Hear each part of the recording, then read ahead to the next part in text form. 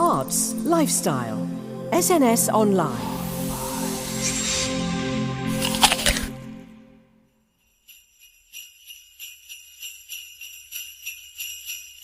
Hello and welcome to the second of two festive editions of SNS Online, exploring that indefinable musical alchemy that's required to create the perfect Christmas classic. Let's have a listen to this latest release before chatting to the artist in question.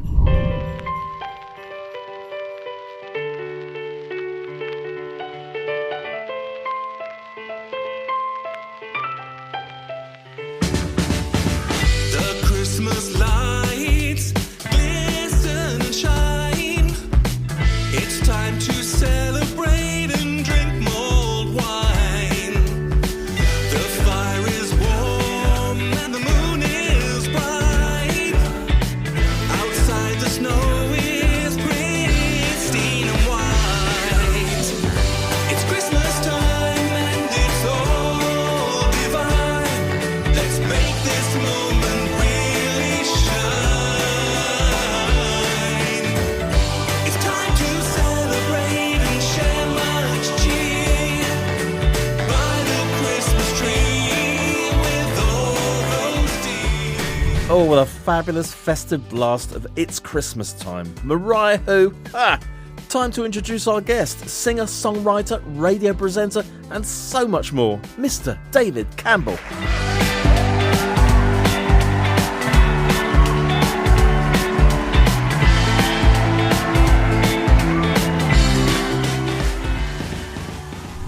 So Daividh Campbell, welcome to SNS Online and a very happy Christmas to you. We love your single.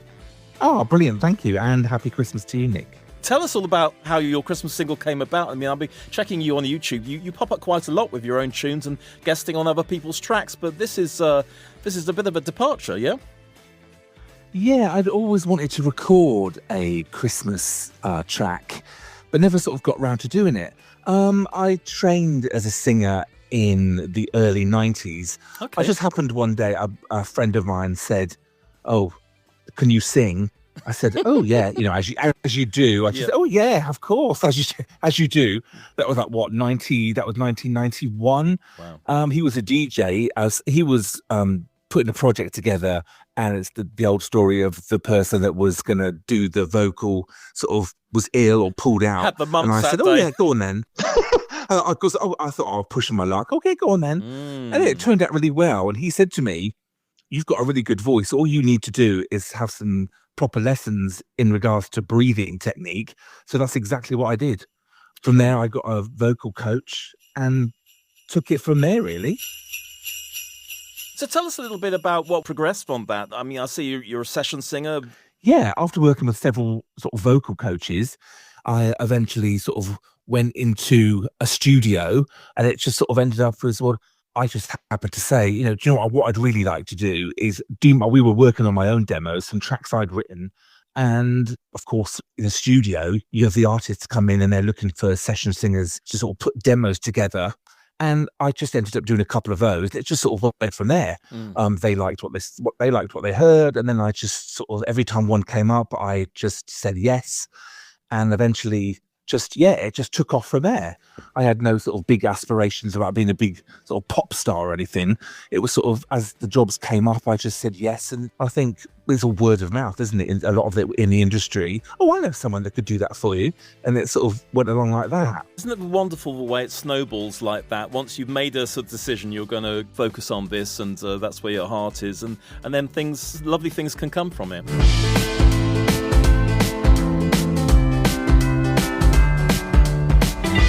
And it's nice working with a vocal coach because they also taught me how to structure my own songs, and so that was really, really interesting. I'd sort of gone to him with an idea, saying, "What do you think of this?" "Okay, that's a really good idea. I'll show you how to structure that."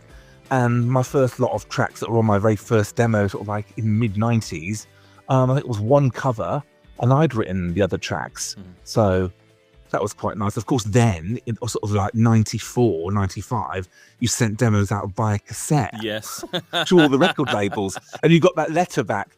"Oh, I love your sound and I love your voice and you're really talented, but and you think, okay, what's Yeah. coming? You know what's coming by the third letter, but it's just not the right sound for what we're going for at the moment. I think it's a lot easier now to get your stuff out there, because just everything is online now, and you can at least send it off that way. So it's I think if you felt more that you had invested more in it if you actually posted the cassette with a covering letter and eagerly waited the reply. Yeah. Yeah, because I used to think to myself, God, you spent a fortune getting all these cassettes done. I bet you and did. I think the only one that came back was from Polydor. It was like you could see it had been half played, and they said, "We really love this. Could you send a second demo?" I thought that was really nice of them. I thought, oh, actually, a big label has actually sort of listened to it and actually asked for a second demo. Encouraging. I was over the moon. Yeah. Because I'd had my tracks loaded onto Reverb Nation, and I'd gone to number 1 in the listeners chart for Brighton on that. Wow. And of course, that's really good because you get to see other artists on there. It's all a lot of other artists promoting their work. So as you look around, I just happened to spot one by somebody called Strange World Music. Yes. And I thought, oh, this is a really nice sound. I'd like to sort of have a more sort of up-to-date electronic sound, but with my voice, which is quite sort of, I guess, quite soul-y, I guess. I thought, I'll try it. I emailed and just said, I really love your tracks that are on Reverb Nation. If you ever need a male vocalist, I'm actually based quite near you by the look of it. I thought, try my luck. Didn't hear for ages. And then one day, I just got this email, Nick, that's sort of out of the blue. Said, I'm so sorry we haven't responded to you, but we do have a song that, we think you'd be really good for. And it was a song called Pleasure Trip. You're always on a pleasure trip. Can't get a grip. Scared to commit. Oh, free to roam. No strings attached. Who's gonna be your next catch? You're always on a pleasure trip. Where will your pleasure take you? Oh, are you a friend with benefits? What will it take to wake you? So I listened to the demo and then just went into the studio with my producer and recorded the vocal. And that was it. It took off. I thought, this will be a one-off. And ended up recording them on my, 5th track with them now. That's amazing. How exciting. I mean, we've had people in the past. Carol Decker from Tapau now does all her own stuff. She doesn't go through all the old agencies and management like she used to.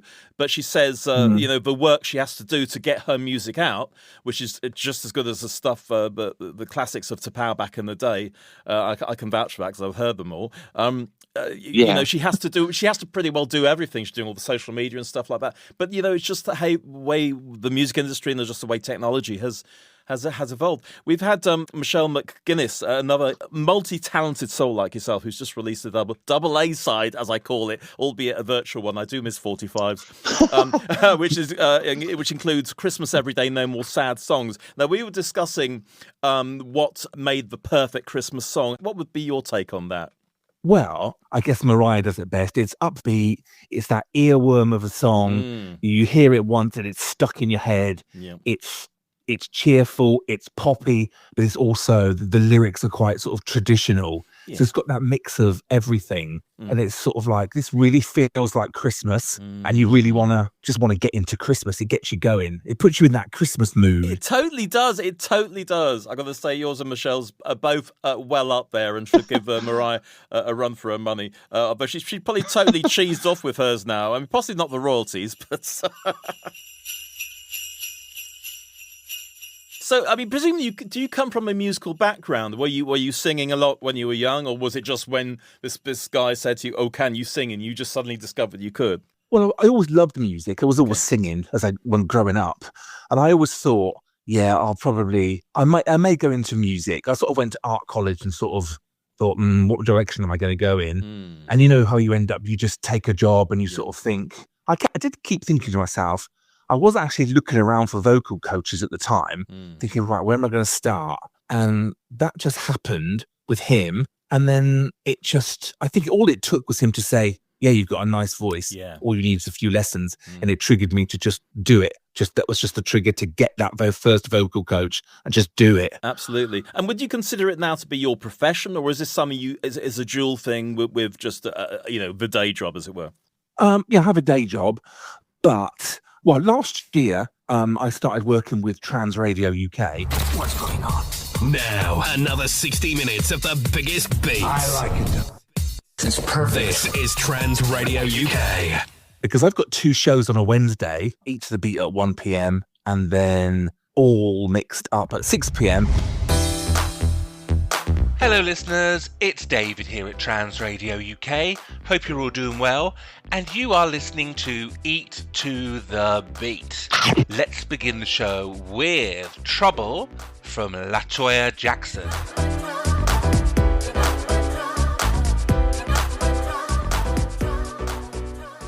Of course, because they're my shows, I get to play my own songs. so I can also... That's nepotism on another level, isn't it? Yeah, I know. So they've been really brilliant about, any LGBTQ artists that producers there got their own songs, send them over to us, and we're more than happy to, promote them. And they've been brilliant about playing my own tracks. So that's helped a lot as well. So Trans Radio UK, I think it's brilliant. I didn't know that was around before, but I certainly will be aware now. How did you initially get involved with them? They were looking for new presenters and DJs, no experience necessary. And it was something, that was another thing I'd always wanted to do, but had absolutely no idea how to get into that. So I messaged and they asked me to do a little demo. I'd uploaded some software and did a little demo. And Avril, the manager of the station, got back to me and said, yeah, it's really good. You've got a really clear voice for radio. Could you do us another demo? So I did, and then that was it. Before I knew it, I had that show on a Wednesday at 1 p.m. Wonderful. How exciting. Hit music. Your radio, your station. Playing hits 24 hours a day. This is my station. Transradio.co.uk. Trans Radio had their own stage at Surrey Pride last year. So they asked me if I'd like to perform. So I took the opportunity to perform 2 of my tracks on the stage. Wow. So you were happy to perform. You're a live performer as well. Yeah. I mean, I just do a backing track. Everything sort of just came together. So, yeah. I didn't really plan it. It just all sort of happened. Strange, These things Nick. tend to happen. So tell us about the future then. Musical plans for the future. Well, Nick, early next year, have a new single release planned with Strange World Music again. I had a really bad trolling experience a few months back. Oh gosh.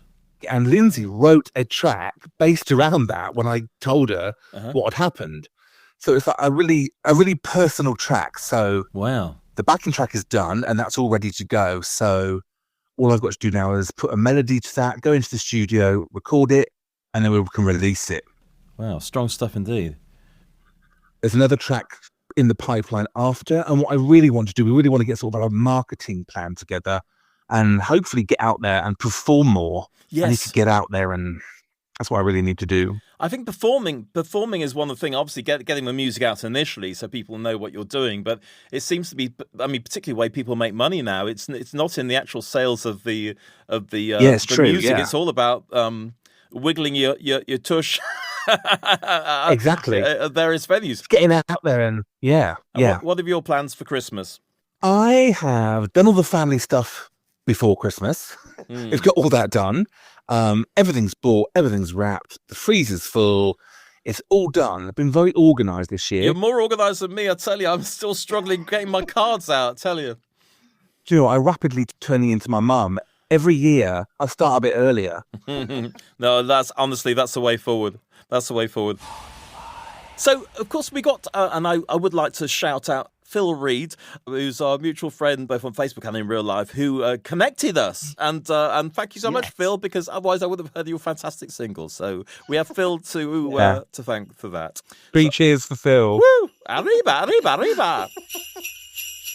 Daividh Campbell, thank you so much for joining us on SNS at Christmas. We do hope you have a wonderful, wonderful Christmas. And thank you for you too. brightening our lives with your wonderful Christmas track, It's Christmas Time. Oh, thank you. I absolutely should be number one as far as I'm concerned. Apart from Michelle McGuinness, you should have a joint number one. I think we need to be loyal. We could do that's another. We could do a duet together. She's got a cracking voice as well. So there we go. Anyway, let's play us out with It's Christmas Time. Daividh, thank you so much and happy Christmas. Have a nice Christmas. And you. Bye. Take care. Bye-bye. Bye. The Christmas lights glisten and shine. It's time to celebrate and drink mulled wine. The fire is warm and the moon is bright. Outside the snow is pristine and white. It's Christmas time and it's all divine. Let's make this moment really shine. It's time to celebrate and share much cheer by the Christmas tree with all those dear. Santa is out riding his sleigh tonight, gracing the children with gifts of delight. Racing fast like a bright shooting star, spreading his love so near and so far. It's Christmas time and it's all divine. Let's make this moment really shine. It's time to celebrate and share much cheer by the Christmas tree with all those dear.